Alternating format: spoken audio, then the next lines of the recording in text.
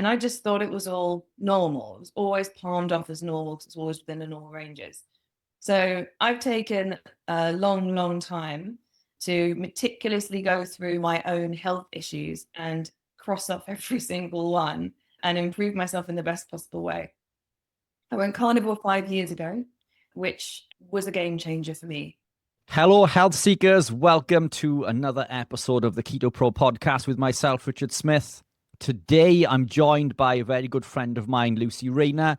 Lucy is a world-leading osteo expert based in London. Lucy, welcome on board. Thank you for having me, Richard.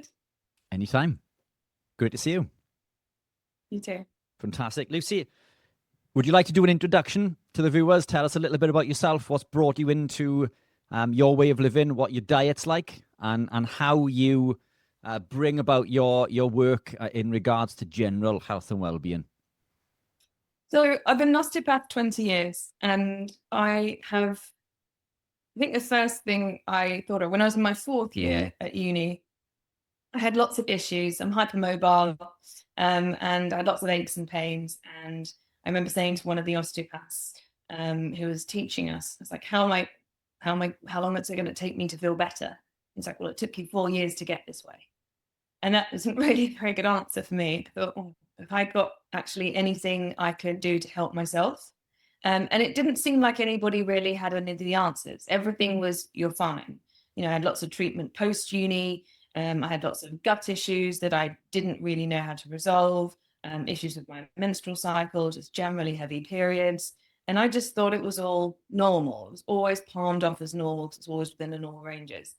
So I've taken a long, long time to meticulously go through my own health issues and cross off every single one and improve myself in the best possible way. I went carnivore 5 years ago, which was a game changer for me. But yeah. In what way? So during COVID, I've been paleo for years because I'm sensitive to gluten. Dairy was related to giving me asthma when I was younger. So I had exercise-induced asthma and lots of like baseline chronic inflammation, my red head. So I used to burn in the sun, all sorts of sort of typical things which everybody would pass off as that's normal, that's a redhead thing. And that's just you. And I don't really subscribe to that, especially being an osteopath. It's all for me about optimal and preventative healthcare. So what are these issues? How can I fix them? Even going into barefoot footwear, Vivo Barefoot, been promoting and wearing for the past, ever since I found out about them about 17 years ago. The old osteopathic textbooks are of the osteopaths in tight, narrow footwear. Foot coffins, as we like to call them. And yet the books are all about foot mechanics. And I'm thinking, but this is ridiculous. It's contradictory to what we're actually doing. And we're talking about broken arches and how the narrow foot and how the arches and the bones fall. And my background is physics. And I used to do Latin at school. So, you'd look at the different Roman arches and how they were built. And I'm thinking, well, we're undermining the foot by putting in a fixed point underneath or narrowing the toe box of the shoe. So again, I'm just looking at every single thing I can do. So whilst I'm living in a concrete jungle, which is London, to be as natural as possible, as ancestral as possible. So that's always my mindset. How do we get back to optimal health? And also, how do we get back to that? Oh, we've never had it. So that was really what I was looking into. You don't know how good you feel until you're not ill anymore. And so during COVID, like I said, I was already paleo for years and gluten-free and dairy-free. And two things. I started drinking plastic bottled water. Everyone did something silly. That was my silly thing I did, which is full of xenoestrogens. And I pushed myself into major estrogen dominance. Grew a polyp, and also put myself into disordered proliferative endometrium. I was doing my women's health course at the time, so one of my colleagues found it, diagnosed it, and what I was getting was just bleeding between my periods, no other symptom, which I'd never had before. I was hoping it would go away, and I had it for about 3 months before it was discovered. and I had the symptom. I had been drinking the plastic bottle of water for 6 months, so it didn't take long. Rapid onset. And so I knew that there was a diet that could fix it. Doing the women's health course and also being very aware of functional medicine. And so what I did was remove all estrogenic things from my diet. The gynae did pressure me to go on the progesterone coil, which I wasn't happy about doing, but wasn't going to be stupid and waste time in case it did proliferate to hyperplasia or cancer. And she kept saying it was going to take about a year to get to cancer. So I wasn't very happy about that. And then about 6 months of being on it, I was then bleeding again between my periods. And I had gone carnivore prior to that. I'd got carnivore for 6 months. So I'd reinstated very high levels of progesterone combined with the progesterone coil. And I'd sorted my hormonal imbalance out, removed it myself because I couldn't get an appointment. And I've never been better than before or since. I also had a thyroid issue where I did my pellet expansion and I was bodybuilding at the same time. So I pushed myself into an extremely high stress state. And I also had dysbiosis as well from antibiotics from one of my baby patients who'd given me a respiratory infection. And I fixed all of those things as well at the same time. So carnivore, it wasn't just carnivore that fixed it. I had to do lots of other protocols as well, but there was no one that could help. And this is kind of outside of an osteopath's remit. We don't know this. We don't given this knowledge when we study, but we're taught on all the systems of the body. So we're taught about nutrition, but we're not taught about supplements, but we're taught about macros. So there's lots of things in my toolkit that I can use. I just need to know where I can research further, and I know my body the best out of everyone that I've ever seen. Testing doesn't really show very much.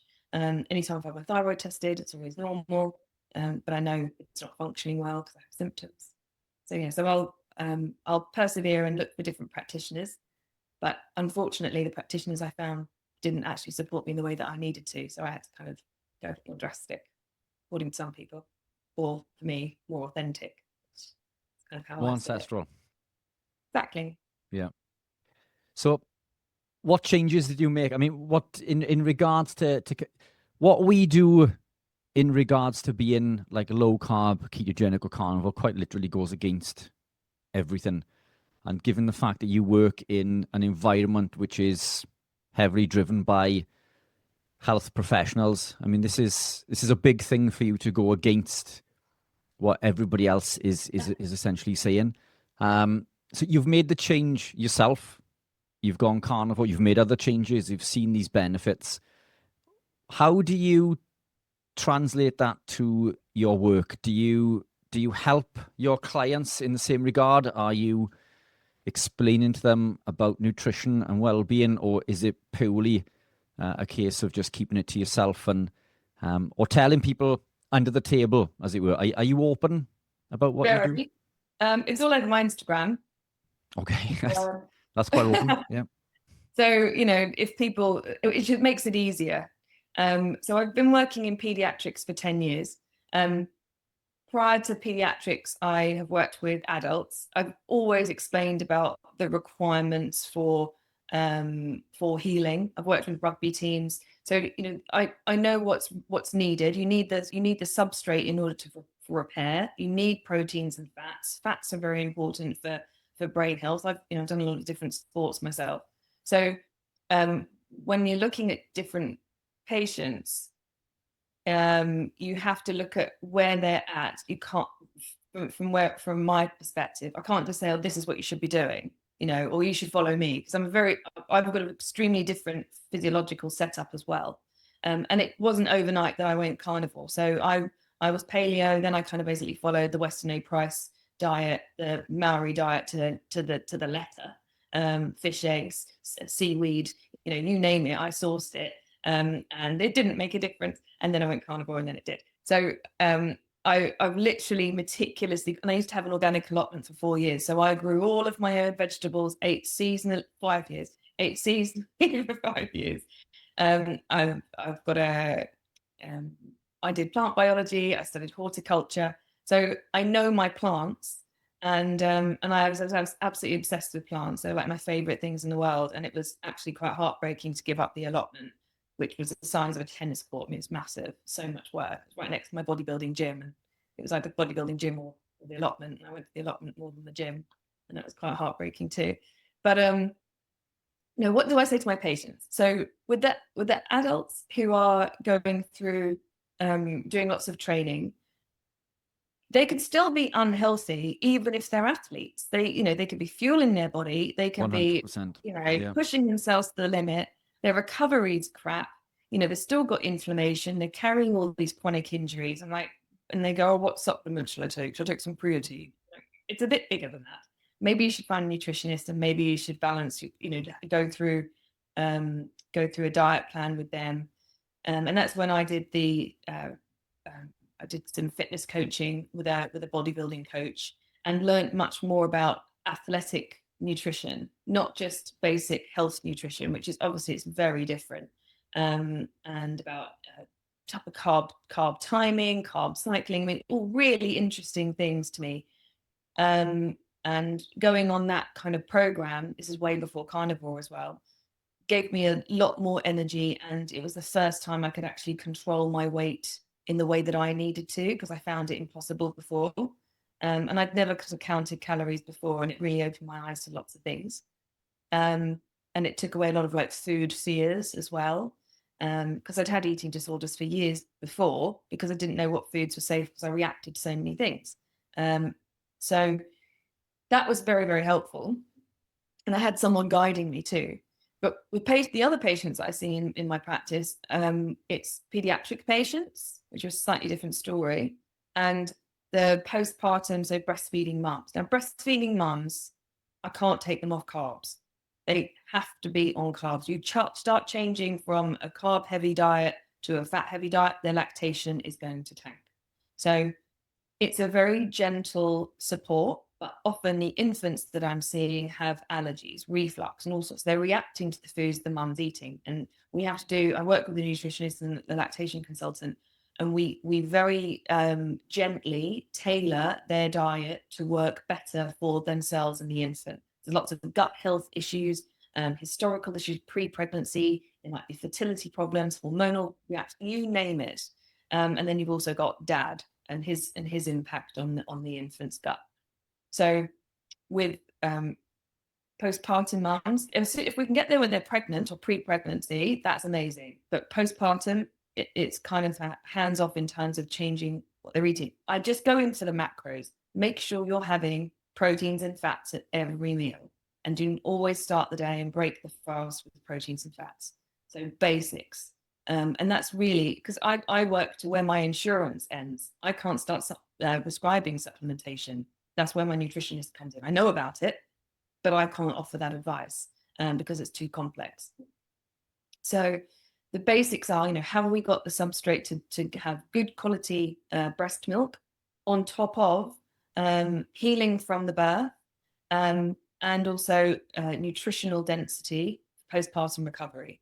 So that's where I'm like, meats, organ meats, proteins and fats at every meal, less grains ideally, for reducing inflammation. And everyone's on oats because everyone thinks that oats is like the only thing you can eat for lactation, and nuts and seeds. And I'm like, how's your infant coping with that? And yeah, so these are the things that we're looking at. There's no prescription. Osteopathy is principle based, and it's always responding to the people in front of me. So sometimes it's their preference. I mean, if they've had hyperemesis and they still can't consume foods properly because of their digestion, we have to go really slowly. What's the easiest, best way they can do that? Have they got aversions to foods? I mean, the list is huge, so I have to tailor it to them. And then I've got the children. This is a really interesting one. So the weaning books that are out there are awful, for lack of a better word. When I did my pediatric specialism, we did case reports on respiratory issues, neurological issues. Basically, it was very varied, and we had to do a different topic with each one. I did enuresis for one of them. I did respiratory for another, and it went on and on. Every single contributing factor to the infant issues is dairy and gluten indicated in everything. You've got a respiratory issue, well, it's an inflammatory response. You've got a gut issue, it's an inflammatory response. You've got enuresis, or what's going on through the bowel, what's going on through the regulatory pathways, inflammatory. I mean, it's always present, no matter what. You can always link it back to those root things, as well as other things, but particularly with nutrition. So the weaning books, unfortunately, medical advice is not to have dairy exclusively under the age of a year, to an infant, and they're giving it to them at 6 months of age, and they're giving them gluten at 6 months of age. The infants are born with a leaky gut, and then they are breastfed, which helps to heal their gut and to seed it. And then now we're undermining it again at 6 months, and these are things which habitually we eat every day. And the mother's already eating the oats, so then the infants get the oats for porridge. And so we're habitually, behaviorally undermining those systems. They're constipated, then they have other rashes, irritations. Then it moves into the respiratory tree, so congestion, and allergy, and then it comes out in skin as well. And you're seeing eczema, you're seeing ongoing cradle cap. It just doesn't end. And then we take away the foods. Already their behavior improves, their sleep improves because they're not in discomfort. They're able to poo every day. They're no longer constipated. The poos no longer smell. It improves everything.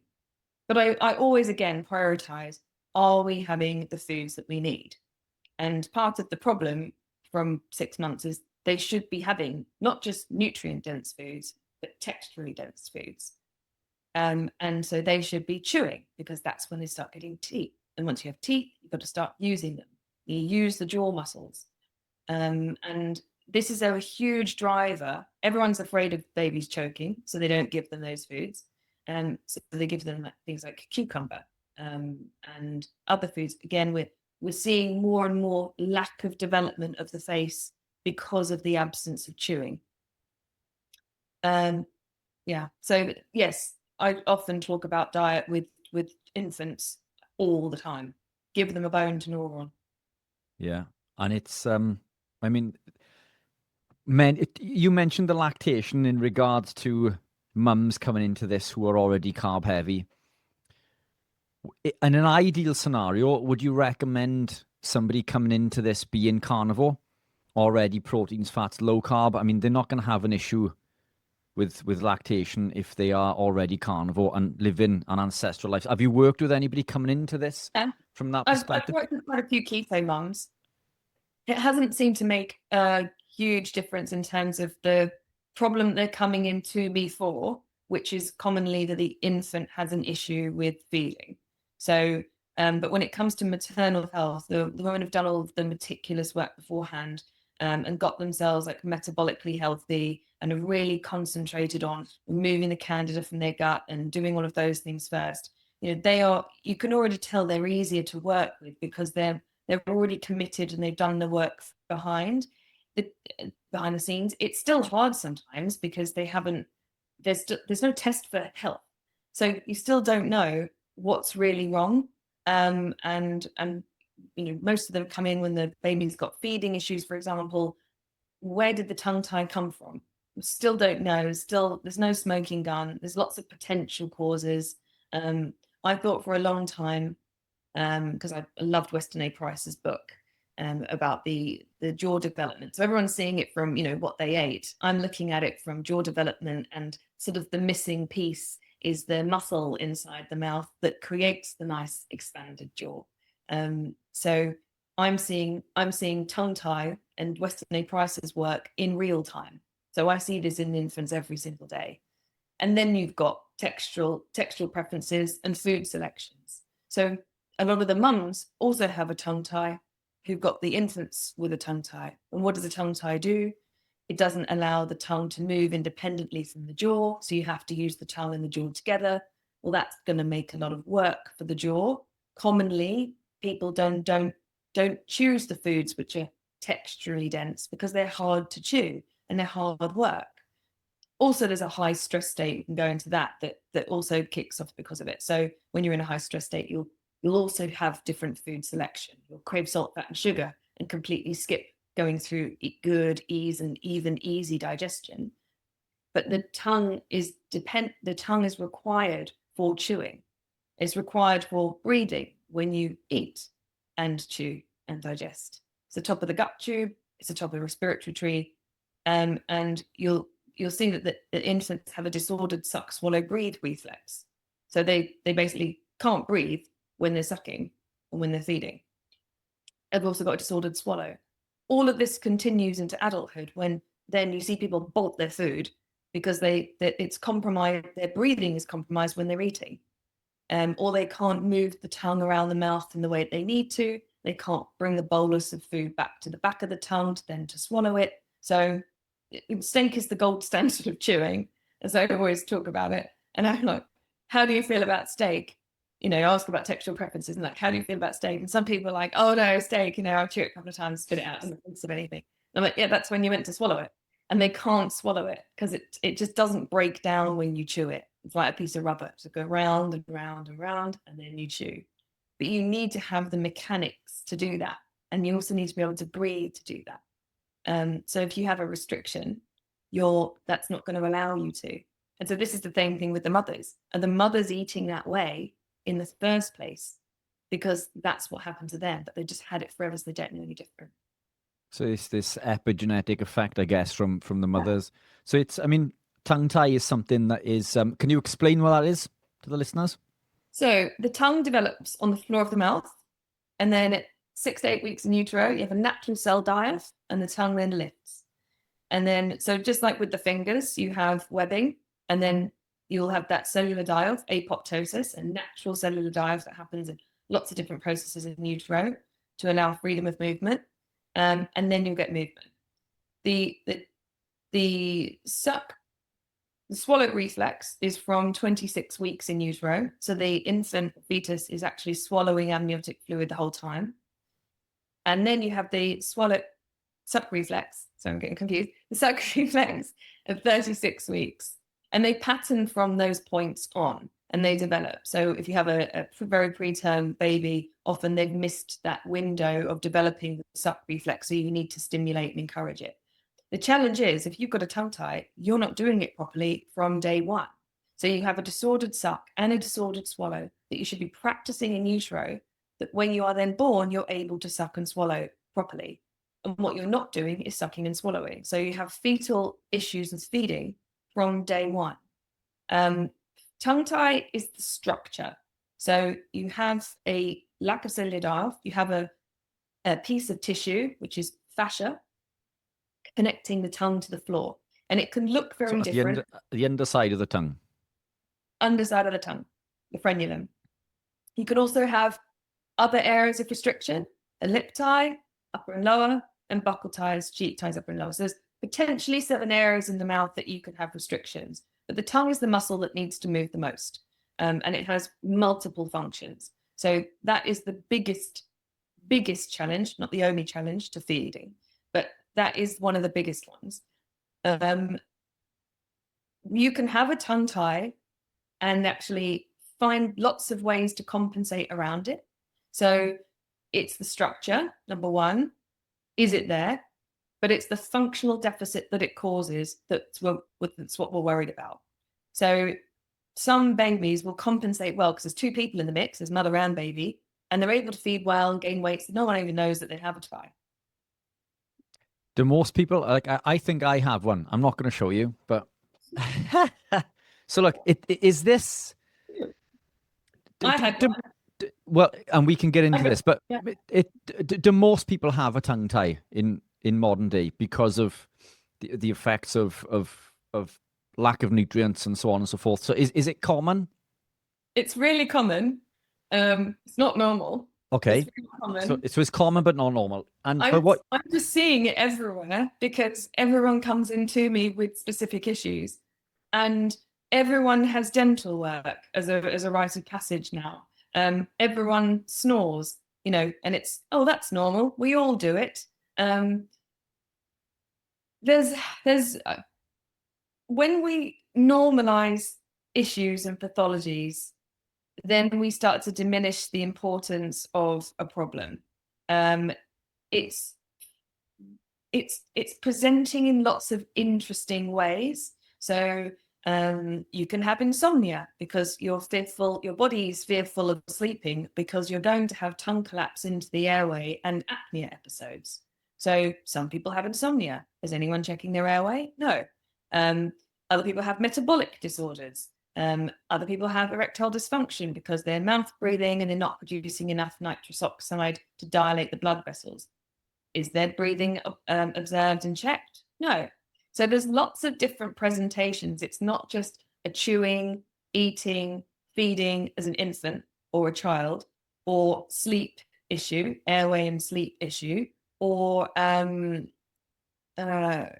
regulation issue. We've got the rise of ADHD and autism. I've never seen a child with ADHD and autism who doesn't have a tongue tie. Not saying it's the cause, but it's definitely a contributing factor to dysregulation and because of poor breathing. And we only think of airway, breathing, circulation when someone is unconscious, but not when we're awake or sleeping. And that kind of feels like we're missing the point. So this is like, I mean, this seems like a missing link to me. Like I'm all for nutrition. As you know, I look deep in regards to why nutrition is so important. And I genuinely believe this the single biggest lever that we can pull. But am I right in what I'm saying in regards to this?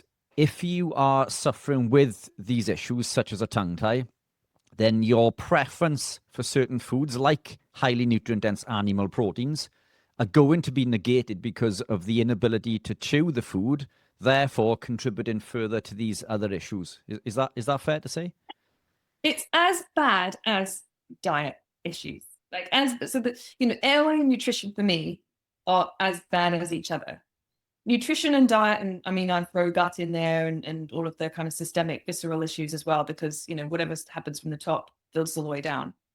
Liver, detoxification, all of that, because I still think, again, the only way you can really support a lot of the genetic mutations like MTHFR, again, is through diet and supplementation. So that's how big I see nutrition. I don't see it as just kind of, you eat one meal. But it's kind of the simplest way of tackling these issues, because realistically, it's only food. I say that, it's only food. I know how emotional people are about food, because when you try and challenge them to change one thing or take one thing out of their diet, the amount of emotional outpouring, and we're only discussing it on the sofa. There's no food here. It's not even a meal time. I'm literally saying, this is a food I think isn't very helpful for you. And they're going, what am I going to eat? And they're panicking already. And I think, how is that an emotional thing? And clearly there's candida, there's gut bacteria, they're all talking and they're all modifying behavior for selection of these foods. So when you eat certain things, of course, you're giving all of that forward feedback, and it's not just you're feeding. And all of those things are selecting you towards a specific behavior.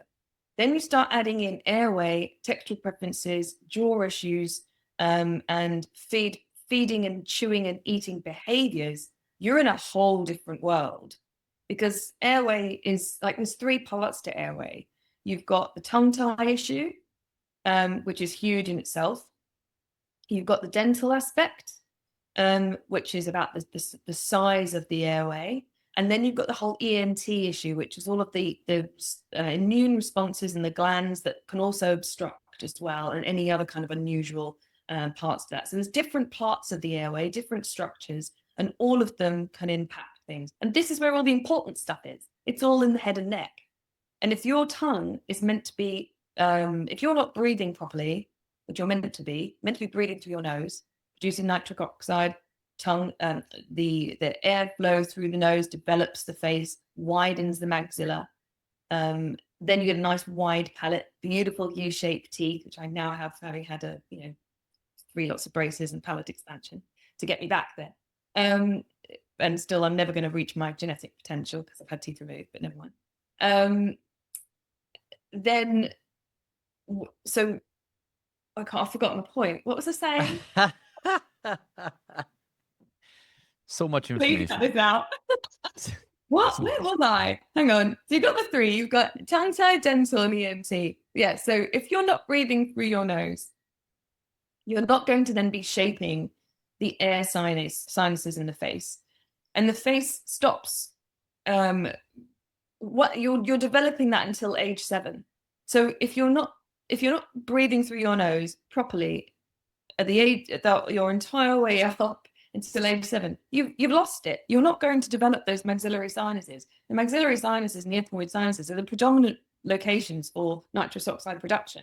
So you're already setting yourself up for these issues. So nitrous oxide is linked to metabolic issues because we need vasodilation of the small vessels, but also it helps insulin pass through the cell membrane. And you'll be able to explain that in more detail because that's not really my area. But you've got metabolic issues as well from poor breathing. So metabolic issues are not in isolation from just what you eat. Insulin doesn't just happen because of the foods that you consume. It's also in response to stress breathing or stress responses. So it's as important. Diabetes is linked to poor airway. Cardiovascular issues linked to poor airway. Strokes linked to poor airway. The tongue indirectly will encourage more vascular supply to the brain. So you have to think how important the tongue is. In the impeded tongue movement of my patients, you can see the lymphatic drainage is just stagnant. And even after they've had their tongue tie release, you'd expect the tongue now to be moving more and there to be more drainage. It's not. All that toxic lymph is just static. And then I've done lots of lovely drainage, not worked on the rest of the body, assuming that the rest of the body, I've done a previous full body adjustment with lymphatics, and then on a different appointment, like 2 days later, done head and neck. And then their whole body has reacted to that toxic lymph going into the thoracic duct again, and their neck's locked up. And I'm like, okay, this has to be, we have to really clear all of that regularly. Nothing is, it doesn't just immediately fix itself. We have to take it through effectively through a rehab pathway in order to restore slowly what was lost. Because you can't adjust the abnormal to the normal. You have to go through incremental steps. Well, it comes back to the point you made when you started, when you were explaining about your journey. Well, it's taken you 4 years to get to this point. So how long is it going to take for you to recover? And I think when people come into, when they come to see me with ill health and they are looking for the miracle cure, we change the diet and we start to see progress, but changes take a long time. If it's taken a lifetime to cause these problems, then it's not going to correct itself in a week or two. It's going to take a little bit longer. So is that what so would you recommend a tongue tie release for everybody who has a tongue tie, or if it's not appearing to cause a problem? So I've got one, I believe. I'm not going to show you. So would I benefit? Most people I see do. But yeah. That's the lens I see the world through. So I wouldn't be surprised if they all come to me. So would I benefit from a tongue tie release, or am I ticking all the other boxes? Like, I don't have a problem eating beef and chewing steak. That's another question. Is that a reason why when clients come to see me and I try to put them on to beef and lamb and they have a preference for they can't chew the beef and lamb, or they don't like the fat, is that a contributing factor to the reason why they, like, some people can't stand eating beef and chewing the fat, whereas like I live for it. It's like the fat is the first part, and the chewy pieces, the connective tissue, like I love that stuff. But a lot of people, they'll trim it off. They don't like consuming it. So is that a contributor in regards to their preference with food? Yeah, you've got to think, can they mechanically consume it? It's more than just if they blended it, can they eat it? If it's a so if there's children and they physically can't, so around 6 months when they start weaning, we're checking out what foods they can eat. So if we know they've got a tongue tie, and they came to me later and they got referred by my sleep consultant, for example, who commonly sees older children sort of from the sort of 4-month mark, mums will contact her, and they're going through this 4-month sleep regression, which I don't really believe is an actual thing. I think it's correlated to lots of other things, but never mind. So that's when they will see her. The parents aren't sleeping, which is a really big deal for them, because their sleep is now affected, and that's why they're motivated to coming in, because it's about them actually. Yeah, I'm not joking. I'm serious. They're like, oh, this baby's fine. We're not sleeping. And I'm like, fine.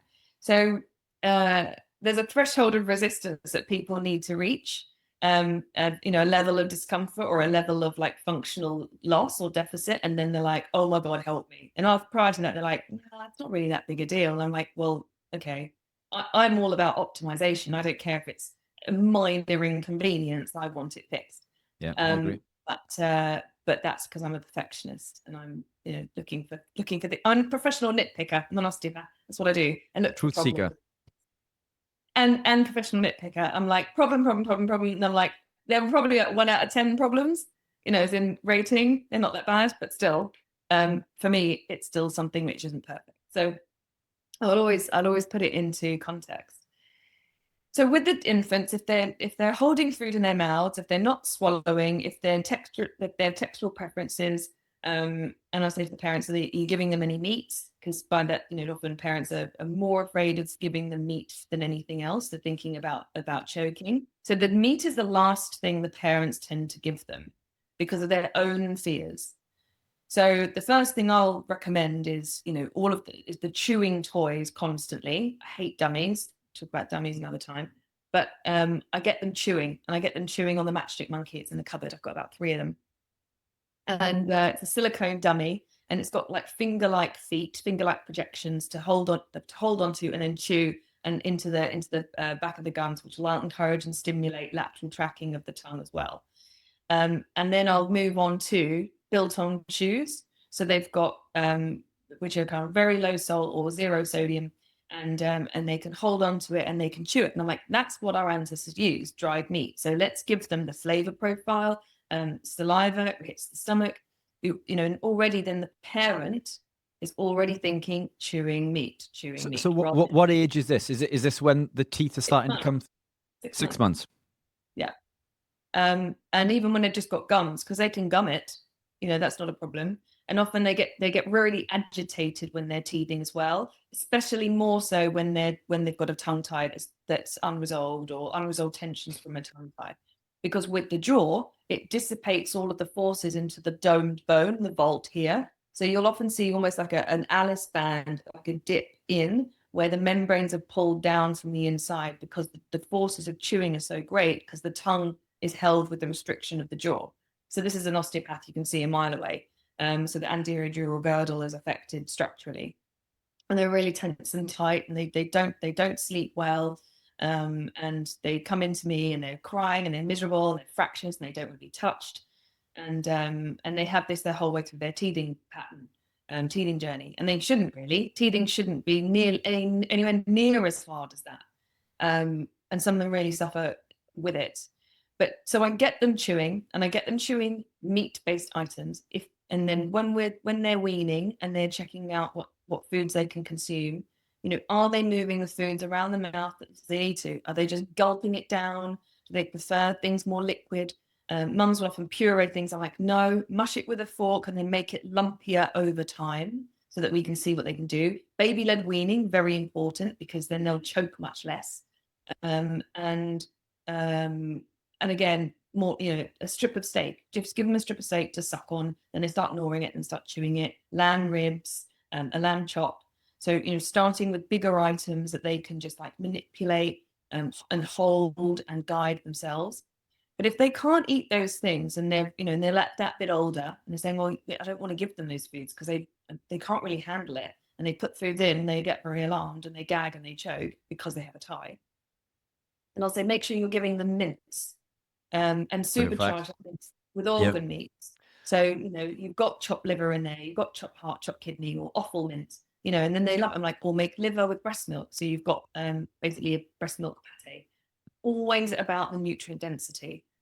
The earlier I see the mum, I would have already mentioned that to her. So, for postpartum recovery.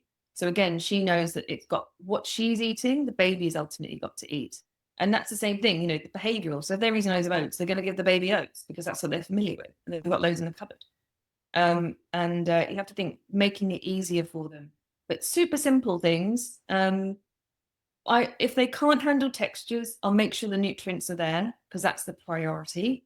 Then we start challenging with more textures. But chewing's a really important one, whether on a silicone chew or a biltong chew.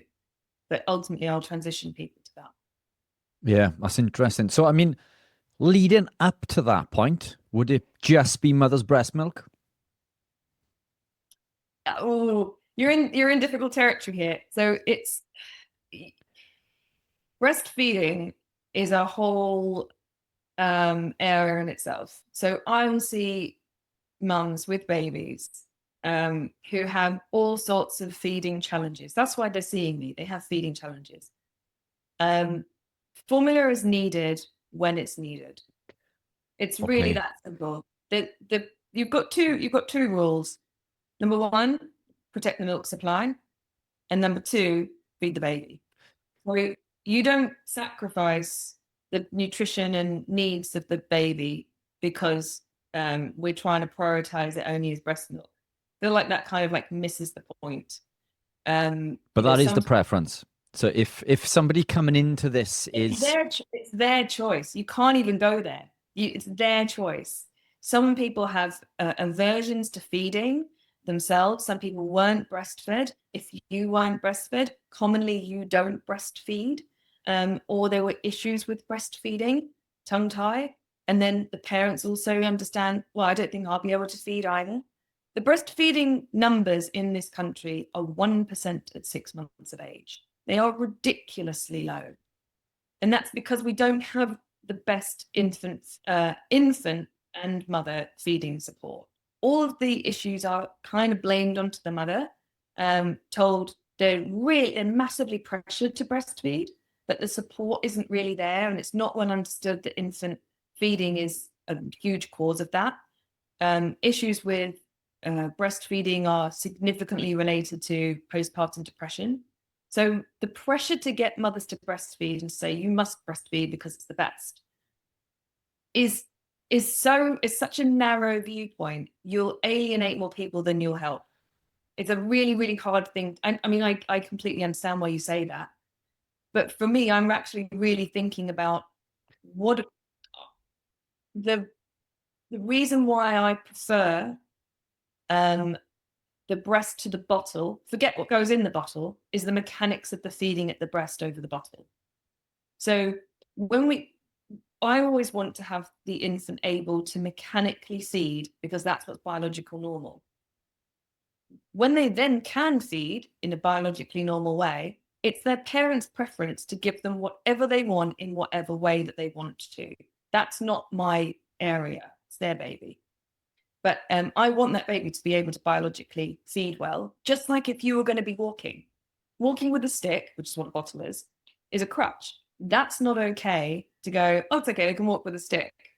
They can't walk normally, but they can walk with a stick. And that's the same thing with bottle feeding and breastfeeding. Okay. So from an ideal scenario, this is my opinion, that we as a species in modern day, we drink milk from another mammal. One, we drink milk past infancy, and two, we drink it from another mammal. And as you said, by your own admission, it highly damaging to the body.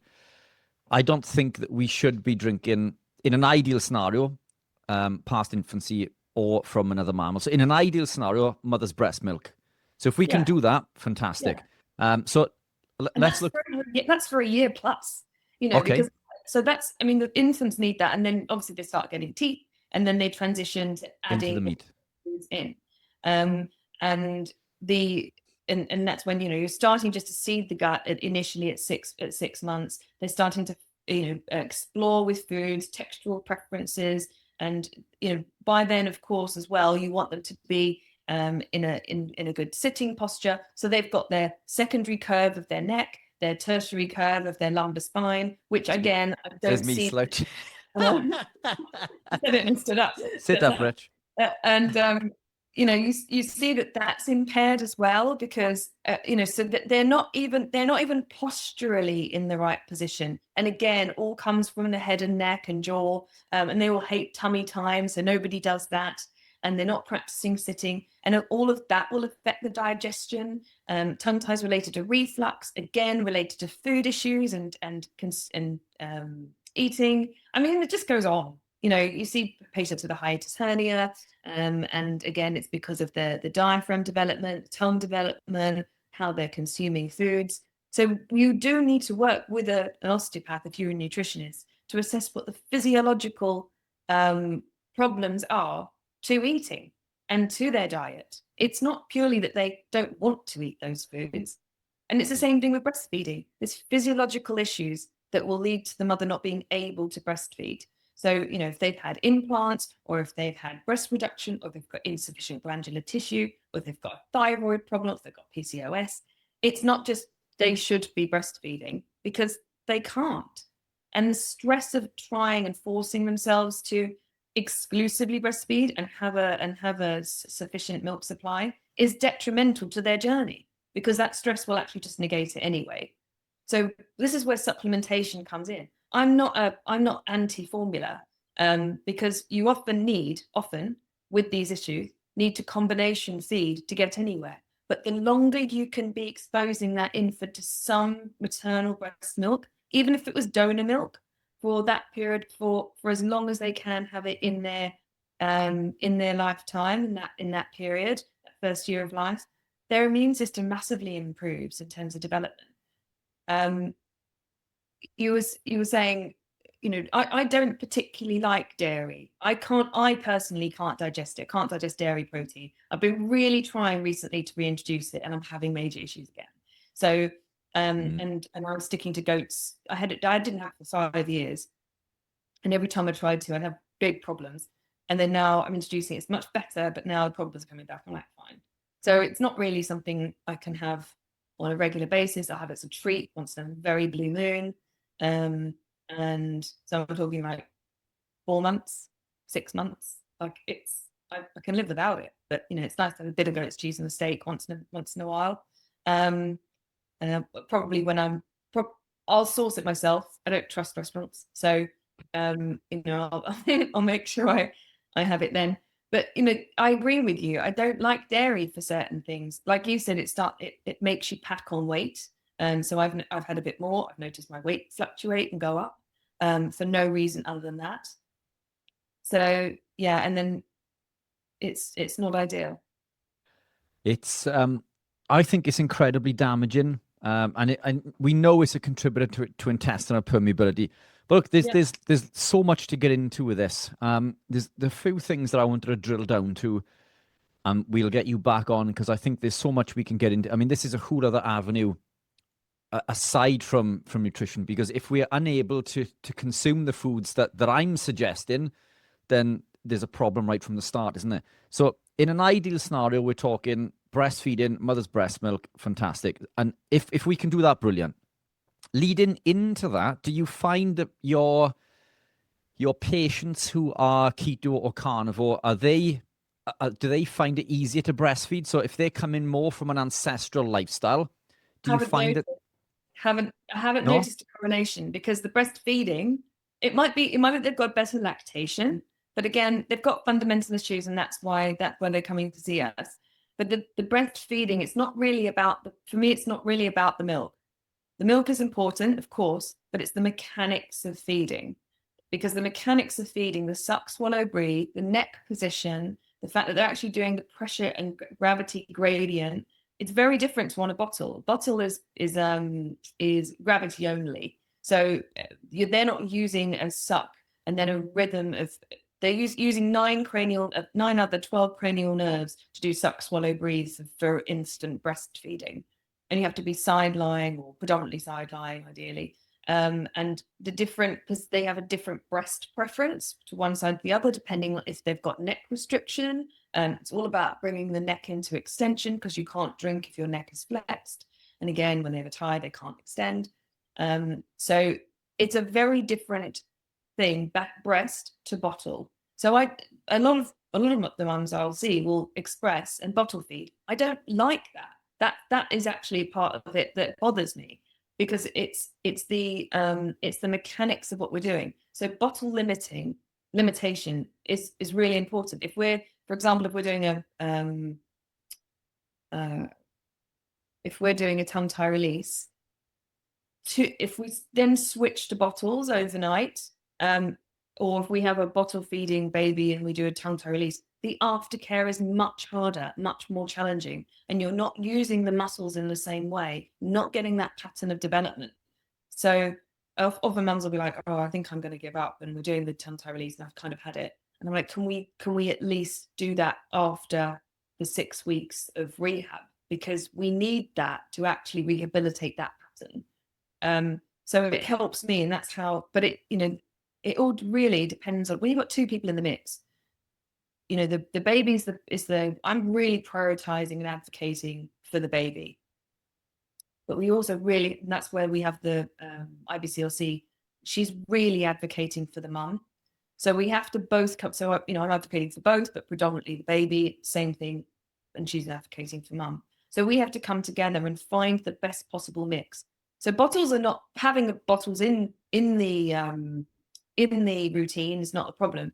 It's often how many, so we could be starting breastfeeding, topping up with bottles. So we're still getting that feeding happening as the infant starts to actually gain muscular strength and starts to initiate that process. Or we've got, if there's 8 feeds in the day, we do 6 breast and 2 bottles, and dad does those, and mum gets a break.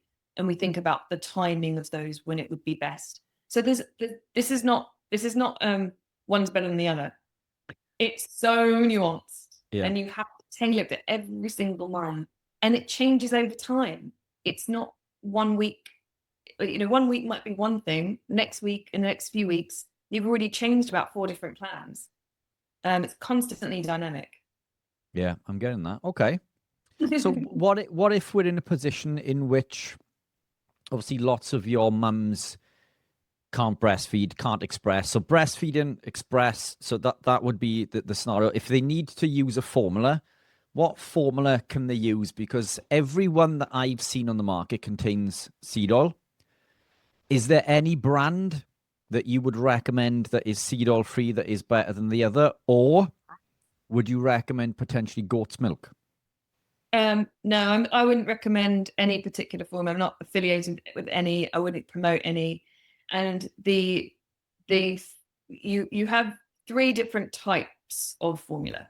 So you have standard dairy formula or goat's formula. Then you have hydrolyzed, which is more broken down, and then you have your amino acid formula. Now that's there's sort of less nutritional availability in the amino acid formula.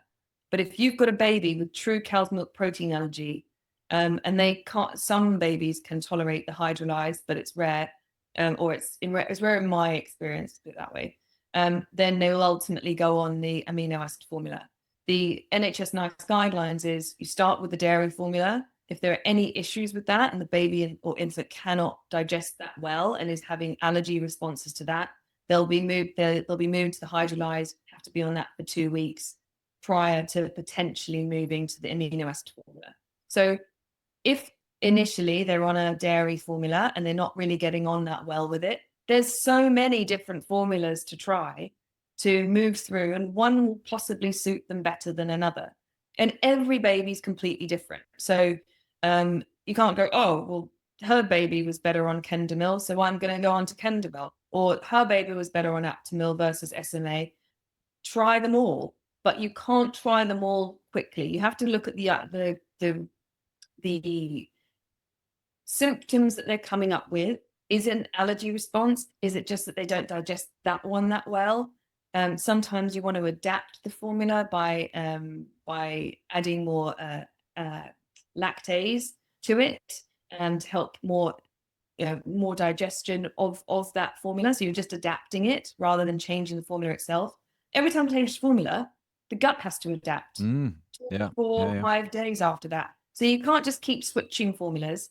But that's the whole point. They are a formula, and you don't know how your baby is going to respond to that one versus that one. So, and there's no guarantee. So no one can tell you they are going to improve on that formula, apart from knowing the different types and what we're really doing. And that's the medical advice, reacting or responding to CMPA, particularly CMPA, no other issue.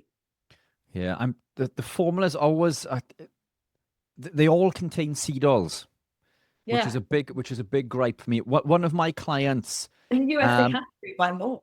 Yeah, which is like, I think it's criminal. My opinion on seed oils is that it's not good. Anyway, that's the talk for another day. A client of mine who came to see me through another client, actually, her brother, I think, couldn't conceive. Several years of IVF treatment failed.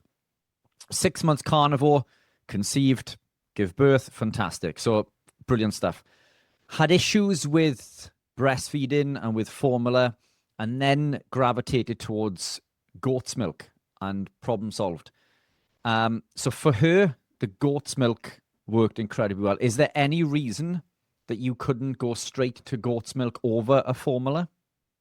Well, you can. You just get goat's milk formula. Kendamil do a goat's milk formula. A few other brands do. But does that contain the seed oil? So would the preference be? I don't know the ingredients, but some mums who obviously, when it's their second, they're like, yeah, just put them straight on goat's milk formula, whilst they're breastfeeding as well, because they want this. They just know that they've got children who are sensitive, or they've got a lactose intolerance themselves, which for me is still a dairy intolerance. Don't have the lactose-free milk, because you don't even know if it's the lactose. It could be anything that's actually in the milk. Dairy is allowed to be sold with huge amounts of pus and everything else in it. It's allowed to have all of that. They're often fed grains. They've also got mastitis. The calves are removed from them at an early age. So they've also got high levels of stress hormone. They're artificially inseminated, so they've also got pregnancy hormones. It just because it's white doesn't mean it's pure and lovely. It's like, the picture is a cow with lovely grass behind it. And I'm like, that's not actually what you're consuming. You're consuming quite a toxic, reactive, inflammatory substance. And that's not even looking at the genetics of the cow, which might also be an additional issue. So I don't know if goats is any better from that perspective. But goats have one stomach. We have one stomach. Cows have 4 stomachs, and they have to digest it much more. They have the ability to digest much more than we do. I don't know what the contributing factors are. I just know it doesn't work a lot of the time. And the infants do grow out of that reaction. But the first thing, if you're going down the IVF route, first thing I'll say is no dairy. It's so inflammatory. Yeah. So it often prevents conception. So why are we giving it to infants? I don't see the point when they should be on human milk for as long as possible. The challenge, what they have noticed is, and I think this is by design, if infants have been on formula, they are much more likely to go on to dairy early and for a longer period of time. So it becomes a familiar starting point. So the dairy industry and the formula industries are actually the pharmaceutical industries. So you really do have to sort of watch where the money goes. But at the same time, what do you do for your own family? It's not just a kind of societal argument. It's also a very individual one. And every family has to decide that for themselves. And there's so much contradictory information out there. I can't tell you how much of a difficult area it is to work in infant feeding. It is. I wanted to create a gold standard tongue tie release procedure for infants and adults ever since I started in this field like 10 years ago. And the amount of resistance you get to people wanting to actually look at what's best. And it's really about what their agenda is. And it's very surprising. And I can't really say too much, because you end up being someone who's makes themselves a target, which is even more of a problem. Yeah, I know all about that. Yeah, 100%. It's the interesting thing with goats is that they're almost always grass-fed. So you mentioned about the cows not always being grass-fed, and I think that is, even though they're monogastric, they're still grass-fed. So I think that is potentially beneficial over being grain-fed. My preference with lamb, for example, is that it's more nutrient dense than beef in regards to B9, B12, omega-3s. And I do find that in clients that I work with who have a dairy intolerance, which in my opinion is everybody, by the way, it's just people don't realize it. They can cope with goat's milk generally a lot better, but incredibly interesting. Lucy, I think we've got so much more that we can get into in regards to this, so we will get you back on. Super interesting conversation. Let's wrap this up and get you back on for another call. But in the meantime, where can people find you? So I'm in Kensington. I'm in London. And my business is lucytheosteopath.co.uk. So super simple. The only 2 bits of information you need to know about me, what I do and what my name is. Lucy the Osteopath. Nice and simple. And that is your Instagram handle also, isn't it? Yeah, Lucy the Osteo. Fantastic. And I will pop all of those links below. Lucy, absolute pleasure. Thanks for coming on. Take care, and I will see you soon. Thank you for having me.